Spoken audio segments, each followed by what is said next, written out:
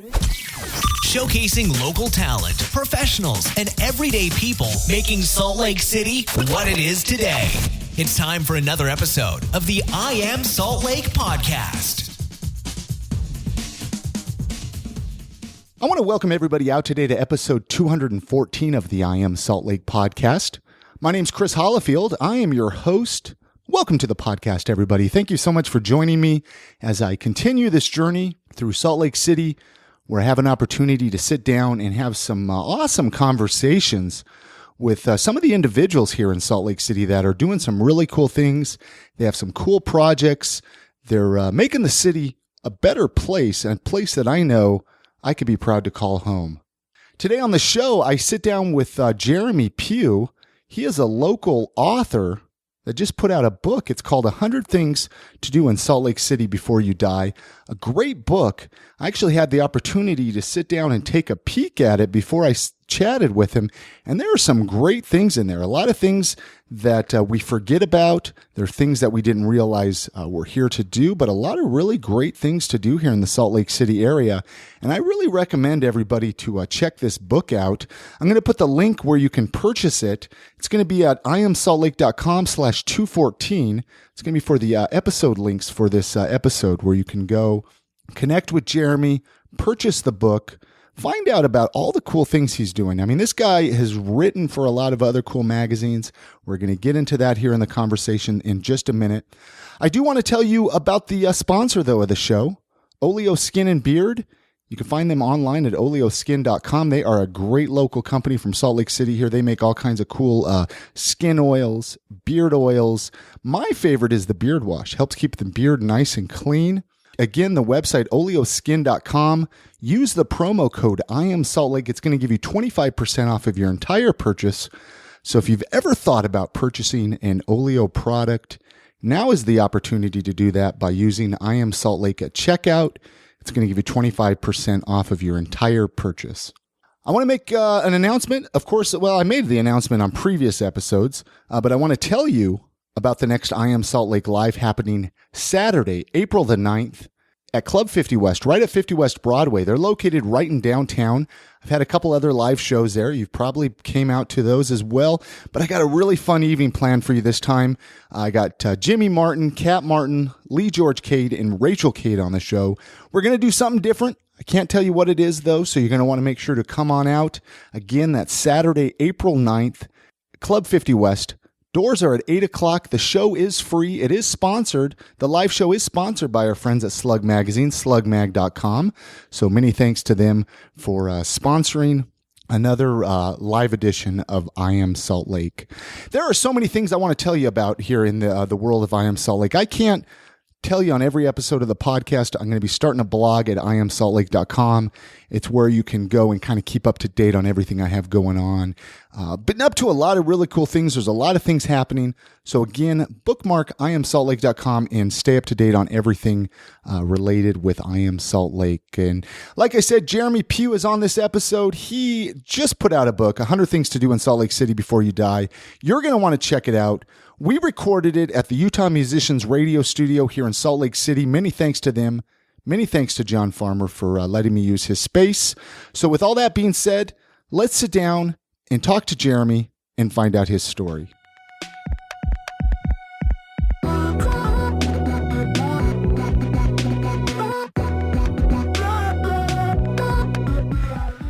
We're going to talk about your book, 100 Things to Do in Salt Lake City Before You Die. At the time of this recording, it hasn't really been officially released yet, though, right? No, the book is out. Sorry, the book Chris. is out. Okay, yeah, okay. It just came out. Okay, like last week. Last week. Yeah. So it's on store shelves at Barnes & Noble. It's on Amazon. It's on my website at verydynamite.com, which is awesome if you buy it through there because I make a little more cash. Absolutely. And I'll put that at iamsaltlake.com too with a link on there so people can purchase that directly from you. Sorry, I'm just adjusting the mic, the volumes here a little bit more. Sure. But I want to get a little bit of information about you, if that's okay. I mean, did you grow up here in Salt Lake City, or where are you from? I did. I call myself an on and off again Salt Laker. I grew up my kind of Huck Finn years in Idaho Falls.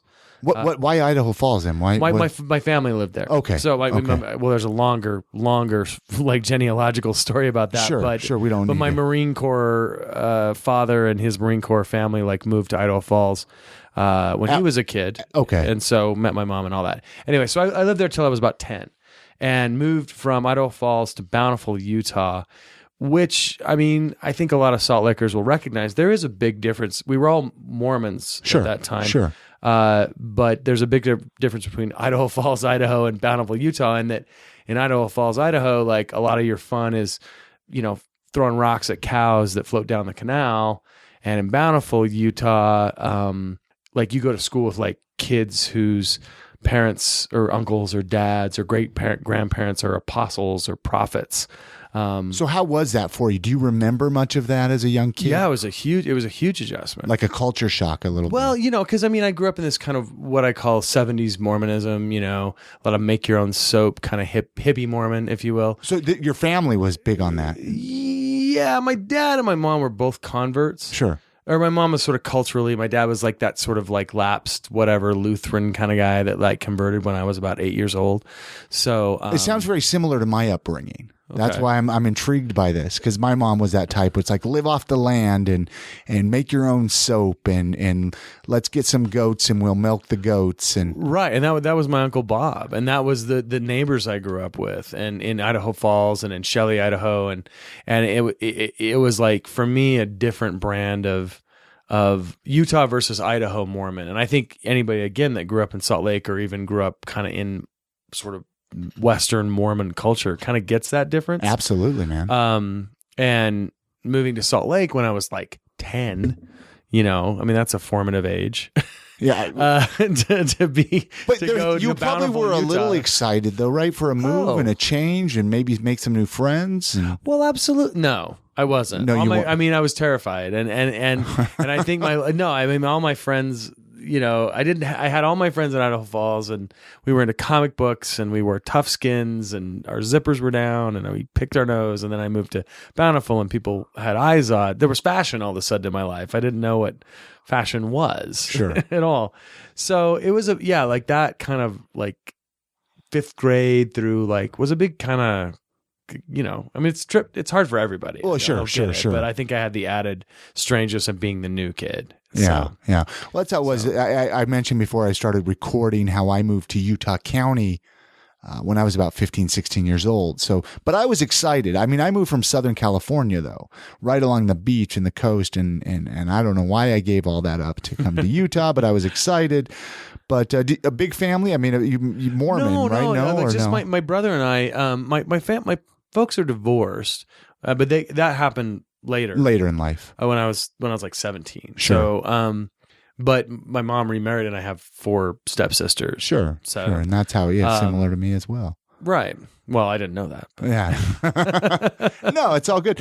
So, I mean, jumping ahead a little bit, I mean, That's like way back. no. And I don't, That's like how did Daredevil get his superpowers kind of stuff. yeah. Well, no, and I just like to know a little bit about, kind of a base and even the connection, since this is a Salt Lake City podcast, kind of, how much ground, especially since you wrote such a fascinating book as you did about what to do in Salt Lake. It's like, well, you got a little bit of authority in the matter, I guess. But jumping ahead, I mean, what got you interested in writing then? Like at what age would you say writing? that was the thing. Like you kind of got it when you grew up a misfit. When you're a misfit, and we're all misfits. I get it when we're in middle school, but were you kind of the loner in middle school? Oh then? no, I mean I was social. I always I fit in. I learned to fit in okay, but I had an eclectic group of friends. I picked. I feel like there was always these. There in junior high in any world, there's all these different little cultures: skater culture, Sure. or like stoner culture, or rockers and new wavers. I mean, this was all 1980. This was the 80s basically. And so I kind of became a social chameleon, I guess. And So which clique did you hang out with? I kind of rotate Rotate them all. skaters, Skaters, yeah. girls that would talk to me, I guess, was kind of the yeah. Well, sure. What are the girls interested in this week? You know, Yeah, exactly. That's what I'm going to do. So writing. When did that? Well, come? and that became a constant because I wrote a lot, I journaled a lot. I was a huge reader, from very young age. That kind of was my shtick, I guess. Like, what kind of books were you reading? Well, like, I read a lot of D&D stuff, Sure, and fantasy and science fiction and all that stuff. But I also encountered, poetry and kind of junior high, like where I discovered sort of like Dostoevsky and like James Joyce and all these like things. And by the way, my book is none of those things. No, and I realize that, but I figure for the listeners to get a little bit of base on who Jeremy Pugh is. And, obviously we could just sit here and talk about the book, but I like to find out a little bit about, I mean, to kind of, I went through that kind of catalyst that we all went through, and I came out of it with, writing was kind of my deal. I decided at some point that I wanted to write and take pictures. As for like a career. Yeah. And I think that's really good, by the way, if there's any young people listening, to not have like, I want to be X. It's sort of, I'm going to do these things that I enjoy and I'm, have some aptitude for, and I enjoy reading, and I have aspirations, to say something like that to yourself when you're a young person. I didn't mean to do this, by the way, but I had this idea of writing and taking pictures. So that naturally led me to journalism. Sure. Which is... Do you still take a lot of pictures in? That's fallen by the wayside. I have a minor in art, photography, and studied under this guy Craig Law at Utah State University. Okay, so you went to Utah State then. I did, okay, yeah.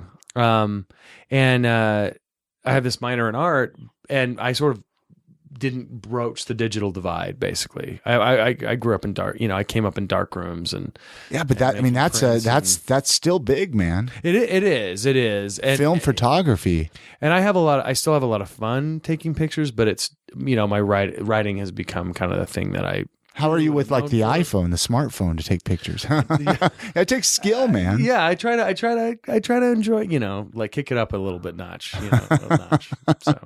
So jumping ahead a little bit, I mean, you were just kind of writing and journaling and doing stuff for yourself, more or less, for writing. Were you doing like school papers at all, or? Well, of course, Yeah. I mean, and then when I got to college, I got into journalism. Okay. And I worked at the Utah Statesman, which is the school paper, still out there. And I just sort of gravitated to it. In fact, I went to the U for a year and a half before I went to Utah State University, and I majored in communication until I was dating a girl whose roommate was an English major, and I didn't like my communications classes. They were really dry.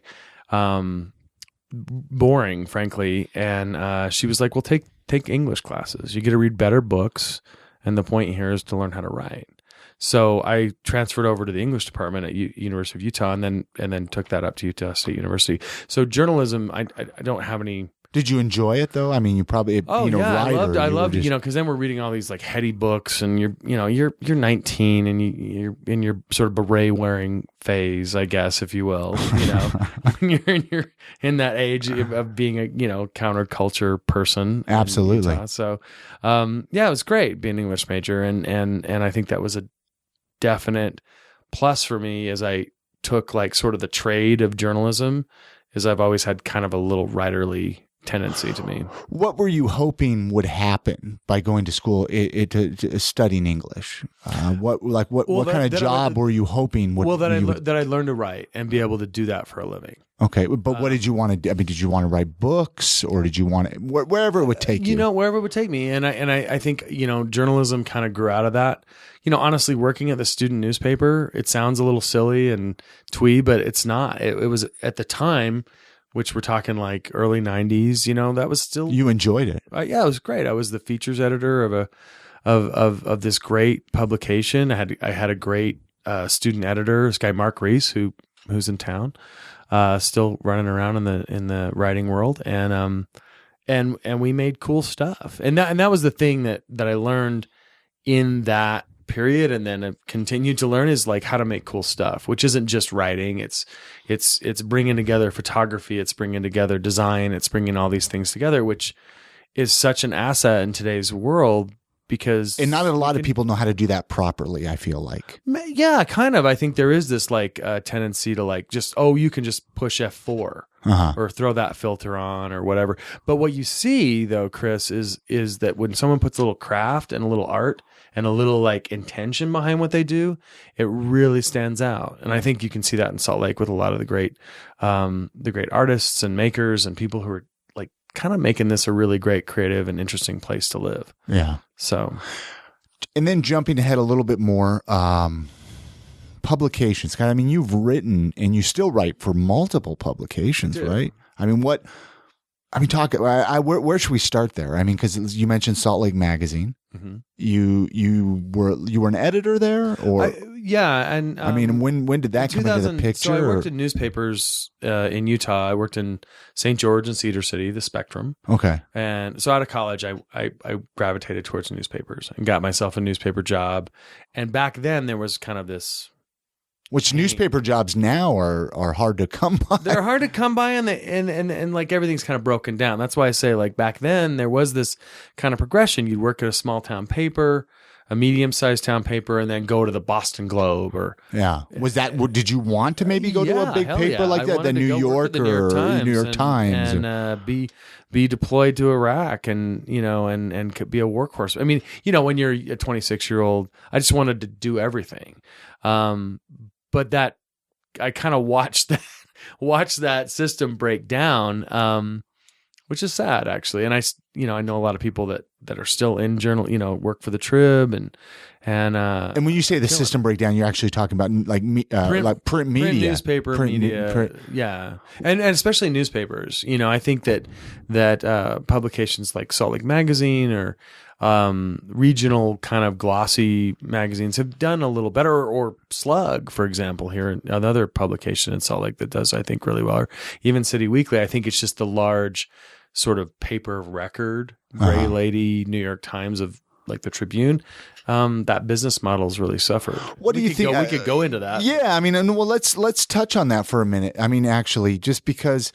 I've actually recently, within the last year, kind of even made a switch myself. It's like I'm a big fan of books, actual physical book. But then I'm like, well, I could read more if I get it on an iPad. Yeah, you as well, on an iPad Mini or a Kindle. Sure. What are your thoughts on that? I mean, do you think that that's hurting it or making it better, or is that kind of a tough question to answer? I think Chris, we're past that. Sure. We're so past that. Like whatever debates and hand wringing about what medium. Yeah. I think I do have, Chris, honestly, words and writing and speaking well are more important than ever. I think it's kind of funny, like everyone's sort of wrung their hands over the death of the English language of writing. Sure. But think of how much everybody's writing now. They're writing emails. They're writing Facebook posts. They're writing Instagram quips. They're like, yes, there is a certain like disposableness to it or like carelessness to it. But I think writing is like, if you were like the one skill that you need more than anything to survive in this is writing. Is writing. Yeah. Well, yeah, because you read somebody, again, back to Facebook, you read somebody's post and you're like, oh gosh, yeah. Like, are they 5 years old? Now, the means of production, like we're here in your studio, which is, which 10, 20 years ago, you have a studio. That's a big deal. Yeah. The means of production are more and more in everybody's hands. And so the standards of production are coming up, which is audio production, like you work on, scripting, research, all that stuff. So like the skill set I kind of came up with has actually turned out to be really helpful in this economy, if you can use that phrase. So back to the publications then. I mean, I don't know. I'm just curious in the listeners. I mean, what publications? You said you were talking about some of the newspapers you've written for. current magazine, Ski Magazine or something I was reading on your bio? Yeah. Or? So I sort of gravitated towards what we call lifestyle publications. I came up in journalism. I was an arts editor for a long time at the paper in Logan. I did a weekly arts publication called Cash Magazine that I'm really still very proud about. It was kind of a tabloid city weekly kind of thing.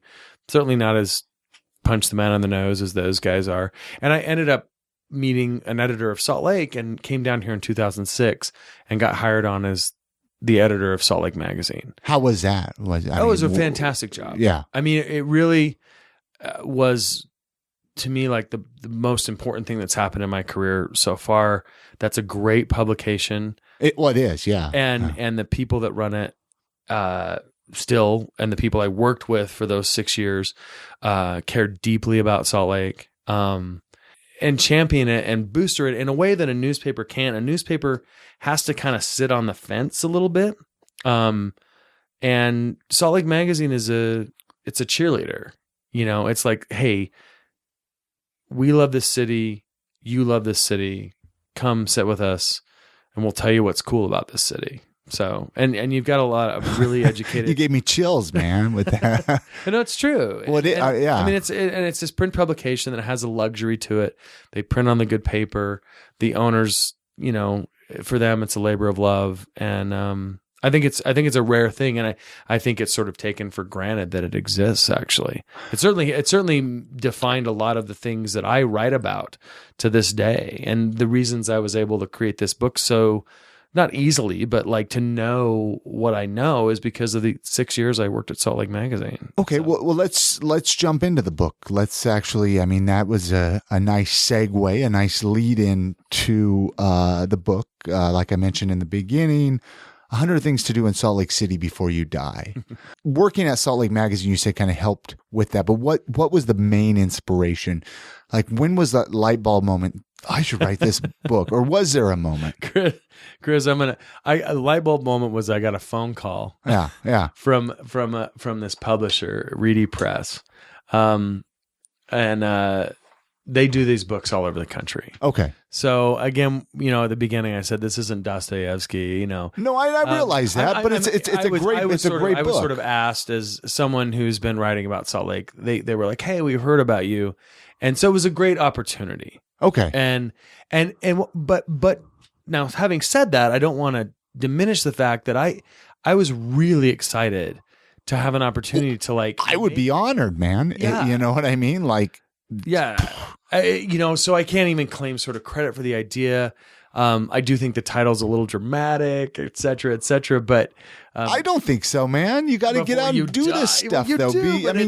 I think too many people they work their 9-to-5 jobs Monday through Friday, and then maybe Saturday they might catch a movie down at the theaters, and they don't explore what's going on around them. Absolutely. You know, and especially, you know, let's focus on Salt Lake City. We have all these amazing things to do here, but we don't do them. Yeah, no, you know, and so you created this book of like, hey, you could start at 1 and work your way to 100. You know, you got something to do almost every weekend. Right. I mean, well, describe the book. I mean, how would you describe it? It's just, I mean, well, it's a bucket list. It's sort of, you know, it's kind of a lot of its greatest hits. You know, Temple Square's in there. You know, you can't not have that. Well, you got to go there, regardless of religion. Right. But, you know, I hopefully found some unique things that I know about, that I love, that aren't sort of on the beaten path. And it's not just Salt Lake City proper. Salt Lake City is not that big geographically. So it's anything with like a 2 hours drive from Salt Lake. So there's Park City stuff in there. There's like go ride the bobsled. Well, I saw one of them was go to Wendover. Yeah, go to Take the Wendover Fun Bus, which I agree. Go once. Go once. Like you had in parentheses, go once. I like the buffet though, man, at Wendover. That's well, Well, Oh, you don't like the buffet? I do like a buffet, but let's not kid ourselves. That should not be the height of civilization, the buffet. Yeah, but if you're looking for something to do on the weekend and instead of just watching, Seinfeld reruns or something like that, Yeah, take that one. Go do that. You'll get home at 4 a.m. You'll feel terrible the next day about yourself. but something that's in there.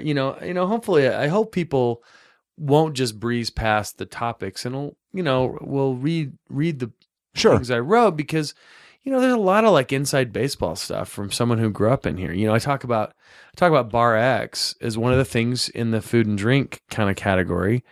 And that's my favorite bar. I used to go to, but now it's this cocktail bar and it's great. When it was kind of dumpy with the peanut shells on the ground, and I go, it was peanut shells, and it was famously, it didn't serve women until like 1980 something. Really? Something. See, and I find Utah history like that fascinating. Right. And so there's for me growing up here, there's a lot of kind of gem, only I would know kind of stuff in there. So but 100 things. I mean, was that tough to come up with 100? I mean, I would probably come up with 500, but to narrow it down to just the 100. Absolutely. Yeah. I'm kind of like, as I read it now and I'm sort of out here promoting it, I'm kicking myself for like things that you forgot, that I forgot or didn't forget, or just I see things in a different light now that thing's in physical form a little bit, and I'm sort of like, I wish I could. You do like a part 2 or something? Right. Well, my hope is I get a second printing on it and I can kind of do some revisions, and there certainly is room for a part 2. Yeah. And now that I have this publisher, who's this great publisher out of St. Louis, and they do these books all over the country. And I have a bunch of ideas for other books. So what was the most overall challenging thing? I mean, I know it's a pretty basic question, but what was the hardest thing with doing the book? Physically writing it. I working for a magazine and working for newspapers, you get kind of used to turning things around, writing really quickly. This was just a longer slog than I was used to, and I think I underestimated how hard that would be. Like I Cafe Noir, which again isn't in the book, should be in the dedication. I like chained myself to that barista and wrote that book in about a month. Basically. Really? Is this the first book you've ever written? It is. Yeah. So I mean, and back to, you said you were hoping maybe for a second printing something. I mean, do you want to write more books like this, or what would you like to see happen now? I think I'd like to take this idea of lists and maybe do something. I don't know. I've got this idea for I've got some ideas. You have ideas, and I mean, we can leave it there. But it was a real learning experience, and now kind of this going around and being really self-promotional is an interesting experience. You're probably learning a lot there. Yeah. What's been the most rewarding thing with doing the book? Oh gosh, my mom, you made your mom happy. Being excited about it. My mom's, of course, she's my biggest fan. Of course. But just, yeah. Having something that she can, I don't know, that's been great, and just, I don't know. And then it gives me another occasion to talk about Salt Lake. Like, this is a fantastic moment. I'm having a great time. Having a conversation on a Salt Lake City podcast about a Salt Lake City book. Right. I mean, that is, what do you wish you know now that you would have known in the beginning? Because I'm sure you learned a lot. Is there something one or two things, even a suggestion if somebody wants to write a book, something along that kind of? I think I think the thing is, it's a lot simpler than like the production of it. And it's, again, going back to like this podcast or lots of things, the means of production are really close to everybody's. They're right there. Yeah. You just have to kind of do the work to get them. And so knowing that, I think I would have, kicking myself in hindsight, I think I would have spent quite a bit more time thinking about the end outcome and sort of reflecting upon what was going to be the 100 things a little bit. Yeah. Instead of sort of like trying to create a tick list, I think I would have tried to make it Well, anyway, I hope I can write another book. What's okay? And you mentioned at the beginning. I mean, it's out. I mean, it's out and about. I mean, you've been doing some promotion for it. What's been the response like? I think it's really positive because, I mean, friends and family are excited, and people like you who have approached and said, "Hey, can I come on and talk about my book?" They're excited about it, and I think it's like, I don't know, it's like yet another. Salt Lake's on the scene. It's becoming. It's a cool place. It's a cool place, and I think it's becoming an important American city. Yeah. And when I say important, I think honestly important. Yeah. Like it's going to incubate new things, new cultural contributions to the United States of America as an American city. Yeah. And I think that has happened, in different sort of eras.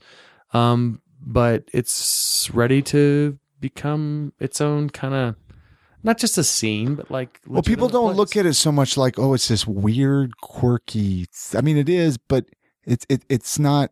It's a bit more normalized now, if that's fair to say. Yeah, and I think that's nice. Oh, absolutely. I think the we're all as Salt Lakers a lot over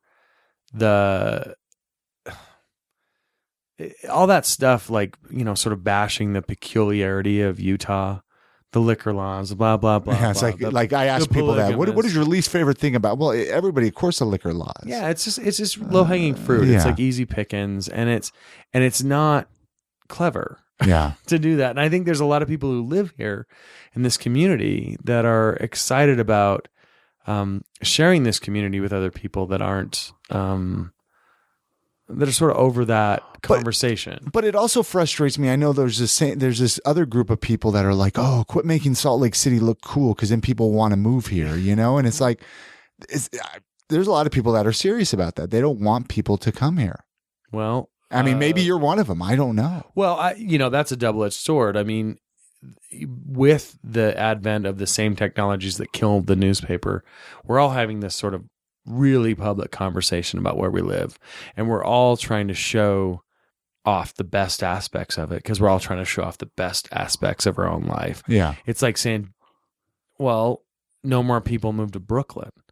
I honestly call it like the Brooklynization of America. Like, it's all this, my place is better than your place. And so I don't know if you're going to stop it.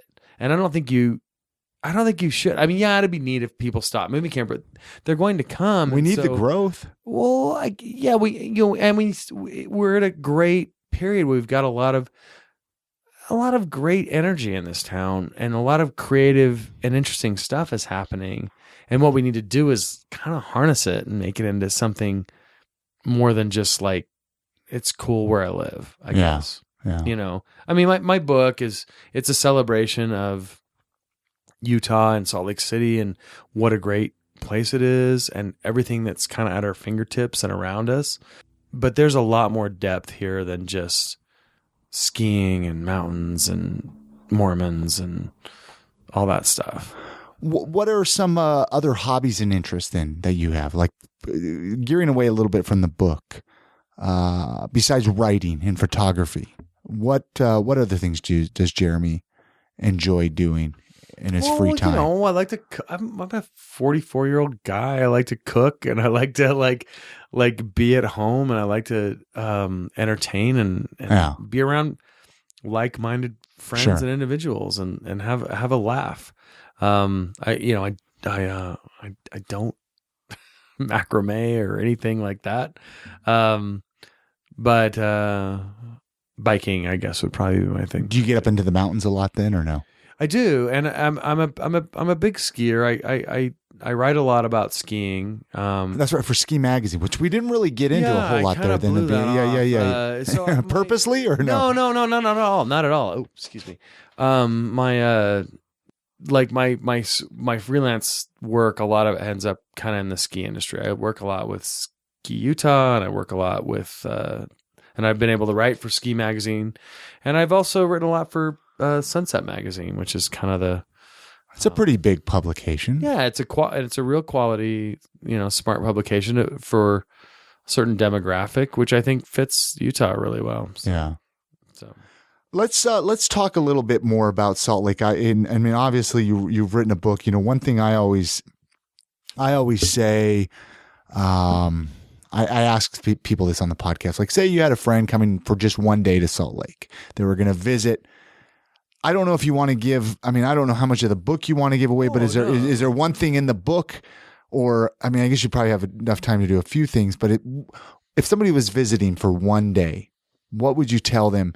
Okay, do this. Or is that, I mean, without it being such a loaded question, I don't know, Temple Square or.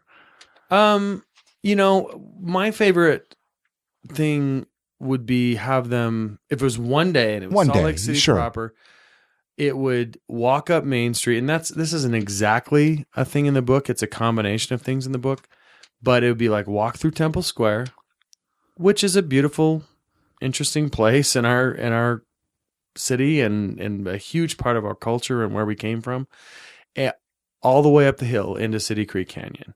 Beautiful. And walk up Memory Grove, and then in 5 minutes, 10 minutes, 15 minutes, you're in the woods up there in City Creek Canyon.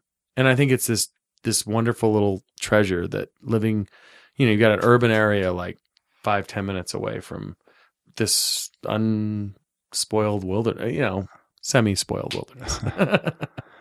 What about what would you change about Salt Lake? I mean, obviously we even touched that, like the liquor laws. Is there something you would change that you would like to see different? I think I would like to see conversations about like air quality and things like that. Actually be listened to and get a little more serious about it. Why do you think people aren't? I mean, people are serious about it. Well, no. I really see they are, but I feel like we're not really doing a whole lot about it. Well, we have a problem with in this state, and it's a historical thing that it's a constitutional thing, Utah constitutional thing, that their legislature is represented disproportionately by the rural communities of Utah. Every other city has more say than Salt Lake City, and we're the most affected by this air quality, which is why you don't see any change. And until we change that and get serious about kind of mobilizing and getting a little angrier, I think, not angrier. And there's great people doing great things. Heal Utah, and and the Physicians for Healthy Utah and KRCL goes nuts every day about the air quality. And you're right. You're right. But like, I'd love to see something more focused come out of a lot of the great energy I see in Utah. Like some real serious. I like it. Yeah. Change, because Utah, like a lot of places in the West, its demographic is changing. You see it in Colorado, and I'm not, where there's these rural communities that have started to be a little bit shouted down. And I'm not saying people from rural communities. No, I get what you're saying, man. But I just feel like there's an imbalance in Utah between what the people actually want and desire and what actually happens. And I think sometimes large business and big commercial agribusinesses outshout just the people that love to live here and the kind of the thing that makes people want to live here. Yeah. We're sort of killing the golden goose that, the goose that lays the golden egg. So, excuse me. What about favorite local eating spots? What are some of the places that Jeremy likes to stuff his face? I ask this every person on here, I love rye. Oh, yeah, of course. Well, I saw that in the book. You had Urban Lounge as a place to go. I live downtown, and it's one of my favorite, like, post writing, go sit at the counter at Rye, have a nice glass of wine, have some good service. I like the Copper establishments, Copper Onion, Copper Common. And this isn't in the book, but I really have been enjoying LMXO lately. So, that's right, downtown by about right off 3rd there, right? Yeah, Main and 3rd, or State and 3rd. It's by the Gallivan Center. Yeah. On State Street side. And then, like cheap eats, or not cheap eats, but just easy eats. I like the burger joints like Hires and and Crown Burger. What do you think of Lucky 13? I always talk Lucky 13, but I want your opinion. Lucky 13 is the best burger in Utah. Boom! You guys heard it here first. I say it all the time. Yeah, but I wanted to hear you say that. Absolutely. What do you have a favorite burger there? Well, I like the blue cheese one. Okay, but and not their crazy weird one that's the stunt burger.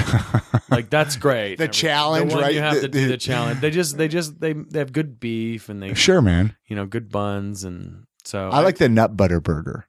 Oh, right. With the peanut butter. Oh man, that is just to die for.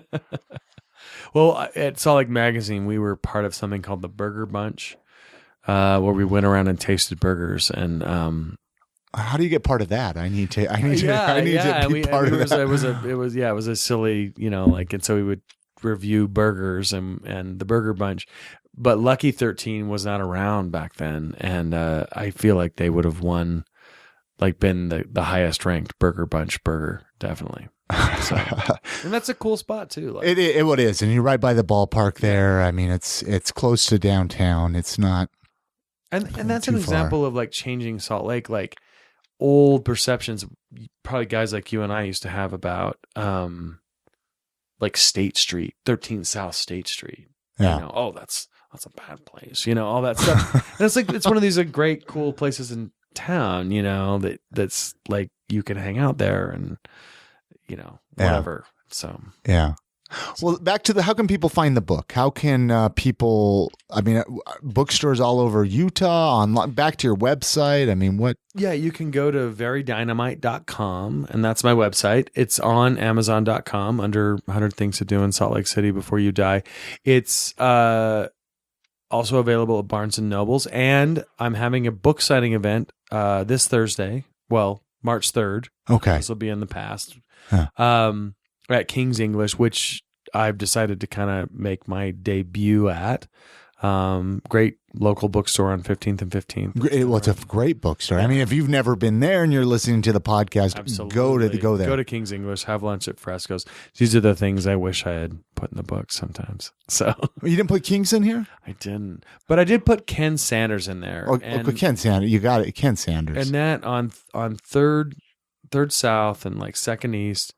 Ken Sanders' books is a real treasure. He's a treasure. I need to get him on this podcast. You need to. You know what I mean? Even go down to the store and sit down. I mean, my equipment is portable. I could take it down. Oh, Chris. Yeah. I got to talk to Ken. So for years, I've written history articles about Utah. Really? My first stop is Ken.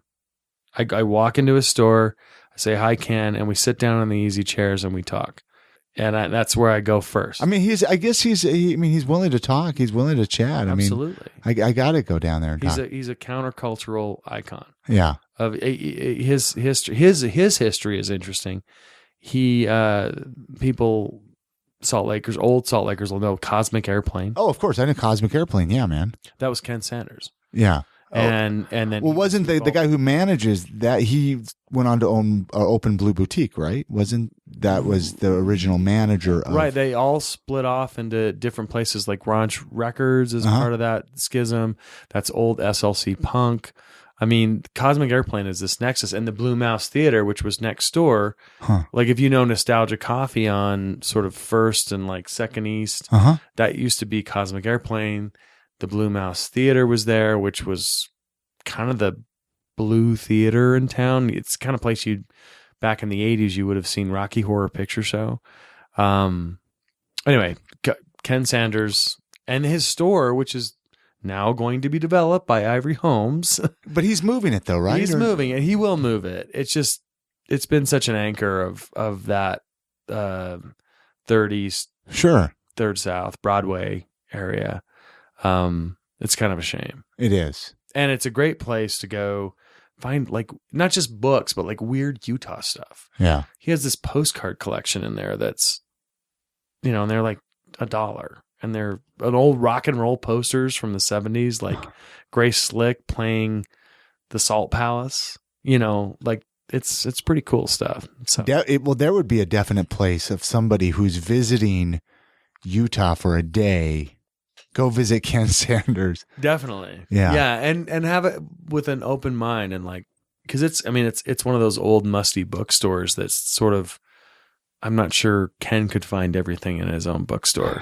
So you have to kind of go into it with that mentality. Well, you've definitely inspired me to chat with Ken. Maybe on a few episodes. That guy can probably fill 25, 30 episodes up just of his stories. But you're on Facebook, Twitter. I know that, right? I mean, people can connect with you that way. Yeah, please do. I've started a Twitter handle at 100 Things SLC. And Instagram at 100 Things SLC. I'm hoping people will hashtag their favorite Salt Lake things on my Instagram feed. That's a great idea. Yeah, and just tag at 100 Things SLC. Stuff you think's cool, not necessarily, and things that sort of make up the life you like in Salt Lake, because it's not, this is just one like surgical cut. Yeah.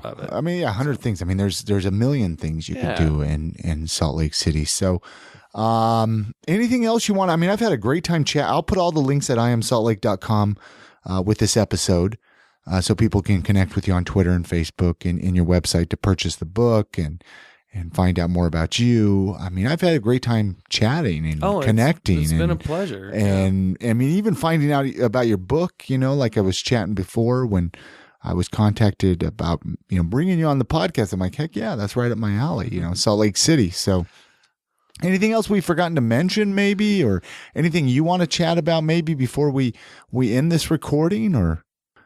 No, yeah, gosh, Chris, it's been a pleasure. And I think like what I like about what's happened with this book in my life is it's such a good conversation starter. Absolutely. Like I get to say like, I wrote a book about Salt Lake. I'll write a chairlift, and somebody's from out of town and, they're asking me and I'm like, oh, I wrote a book about Salt Lake. And then I'm able to like tell them like 3 or 4 things and play tour guide and to kind of hear that feedback from people who are just here on a vacation or whatever is really interesting. And then even to talk with locals like myself who have grown up for all these years about it is it's a lot of fun. Yeah. To even get into debates and things like that. So that's a real pleasure. And I hope people will buy it and read it and kind of dig it and it looks like it's a fun read. I mean, I've only been able to scan through it. I haven't obviously read it cover to cover, but it looks like a fun read.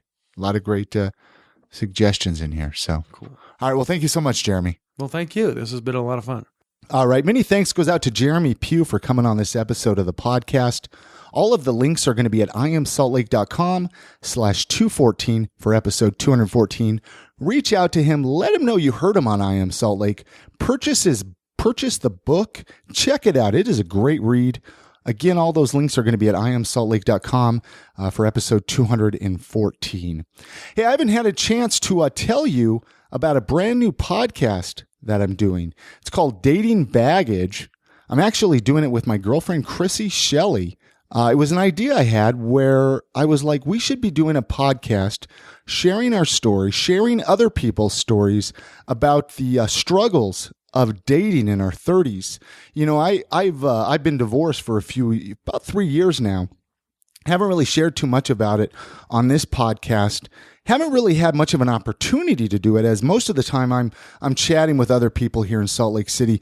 So by doing this other podcast is giving me a chance to share my story a little bit and giving you all a chance to get to know me a little bit better as I share other people's stories, and hopefully somewhere along the line we can all connect, we can all relate, we can all just find a common ground and a common way that we can get through life together. Because I know there's a lot of you out there that are single, in your 30s, you're back in the dating scene and you don't know what to do. And so you're going to want to check out datingbaggage.com is the website for the podcast. Dating Baggage on iTunes. We're on Stitcher Radio. Check it out. Episode 4 is going to be launching here, depending on when you're listening to this podcast. Again, the next I Am Salt Lake Live is going to happen Saturday, April 9th. I'm going to have a really fun night planned. I'm serious. This is going to be a live show unlike any other. You're going to want to make sure to come out to it. It's a free show. Jimmy Martin, Kat Martin, Lee George Cade, and Rachel Cade. They're part of the lineup for that evening. And again, free show, Club 50 West Broadway. The show is sponsored by Slug Magazine, slugmag.com.